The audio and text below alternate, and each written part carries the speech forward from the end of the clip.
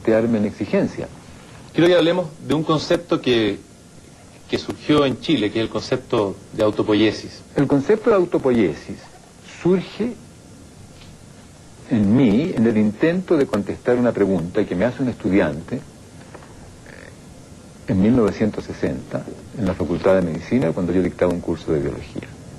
Me pregunta: doctor, usted dice que los seres vivos comenzaron hace 3.800 millones de años, que comienza hace 3.800 millones de años, de modo que usted puede decir que comenzaron entonces. Bien apurado lo digo. ¿Cómo comenzó la vida? ¿Qué comenzó ahí cuando comenzó la vida? Exactamente. ¿Qué comenzó cuando comenzaron los seres vivos? En la física está claro, ellos lo explican por el Big Bang. Lo que yo quería hacer es poder decir qué comienza, no qué creo yo que comienza. Y para eso tenía que hablar de las condiciones que constituían a un ser vivo. Si las condiciones que constituyen a un ser vivo se satisfacen, entonces aparece un ser vivo. Si las condiciones que constituyen la posibilidad de un Big Bang se satisfacen, entonces aparece un Big Bang. Si las condiciones que constituyen una galaxia se dan, entonces aparece una galaxia. Bueno, aquí tenía que ver con el ser vivo. Pero para poder eso yo tenía que saber qué es un ser vivo, para poder decir cuáles son las condiciones que se tenían que dar de modo que eso surgiese. Entonces mi pregunta era: ¿cómo sé yo que lo que estoy diciendo que constituye un ser vivo, constituye un ser vivo? ¿Cómo sé yo si lo que contesto, contesta lo que pregunto? Es una pregunta bien fundamental. Para mí eso fue una pregunta muy importante porque te cambia el modo de mirar. El preguntarte qué criterio tienes tú para aceptar la respuesta, cosa que usualmente la gente no hace, ni siquiera los científicos, muchas veces, ¿no? Porque suponen que saben cuáles son las respuestas buenas y cuáles son las respuestas Los científicos malas. son casi una casta sacerdotal, ¿no? Claro. Como las antiguas castas sacerdotales. Exactamente, el club de los científicos. Pensando en eso, yo por otras circunstancias me di cuenta que lo central de los seres vivos es su autonomía. Es ser sistemas tales que todo lo que pasa con ellos tiene que ver con ellos.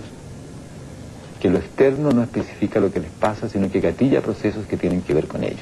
Entonces me dediqué a pensar qué tiene que pasar en las dinámicas fisiológicas, en las dinámicas moleculares, para que surja un sistema, un ente, que tiene esas características.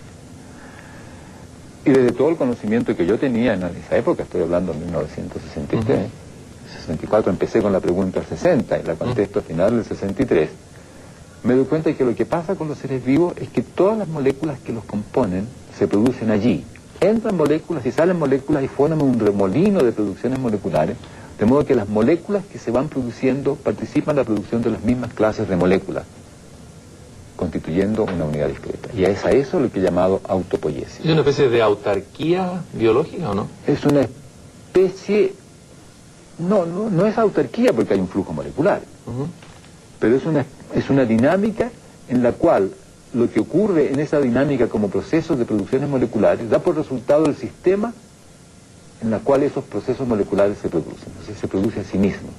Autopoiesis, producción de sí mismo. ¿Qué consecuencias trae esa? Bueno, esa desde concepción de luego, autopoiesis? esa concepción de los seres vivos trae que te explica a ti cómo es que los seres vivos son unidades discretas. Porque todo lo que pasa con los seres vivos ocurre en ellos en tanto unidades discretas.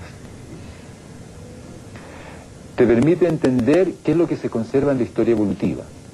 Uno dice, claro, se conserva la vida, pero ¿qué es eso de la vida? Lo que se conserva en la historia evolutiva es la realización de la autopoiesis, y los distintos linajes que se producen son distintos linajes de distintos modos de conservación de la autopoiesis. Es decir, te permite a ti entender toda la dinámica histórica de los seres vivos en términos de lo que se conserva. No en términos de lo que puede pasar, sino que de lo que se conserva, con un presente continuamente cambiante. Te permite entender que los seres vivos existen en dos dominios. El dominio molecular de su autopoiesis y el dominio relacional en el cual son unidades discretas. Como nosotros los seres humanos, por ejemplo. Nosotros existimos, fíjate tú que existimos en tres dominios. Existimos en el dominio de nuestra fisiología como sistemas autopoiéticos celulares. Existimos en el dominio de relación, en el cual aquí estamos conversando como personas. Y existimos en otros dominios que van surgiendo en la reflexión, que pueden ser dominios políticos, dominios de otra clase, dominios sociales. Entonces, la noción de autopoiesis te muestra la condición fundamental desde donde todo lo demás va a surgir. Por eso es que no hay nada por debajo de la autopoiesis. La autopoiesis ocurre como un fenómeno molecular. Claro, aquí hay moléculas, sí, pero no hay autopoiesis. Aquí hay consecuencias, sí, pero la autopoiesis ocurre aquí como un fenómeno molecular. ¿No te deja pasmado el hecho de existir? La vieja pregunta, digamos, el milagro de ser, digamos, de que existan estas autopoiesis. ¿O está más inclinado a un azar? Yo sigo pensando en la maestría antigua, ¿no? ¿Es un azar, el azar, o una necesidad, o un sentido? ¿Qué es lo que hay ahí? No es ni un azar ni una necesidad, es una... pasa. No pasa por azar, pasa por las coherencias estructurales del mundo natural, en este caso de la Tierra, por ejemplo. Ahí había moléculas, procesos, radiación, etcétera, y en algún momento estas moléculas se concatenan y espontáneamente constituyen este ser vivo. No es por azar, si se dan ciertas condiciones pasa inevitablemente. Los seres vivos, todo ocurrir es inevitable si se dan las condiciones que lo hacen posible.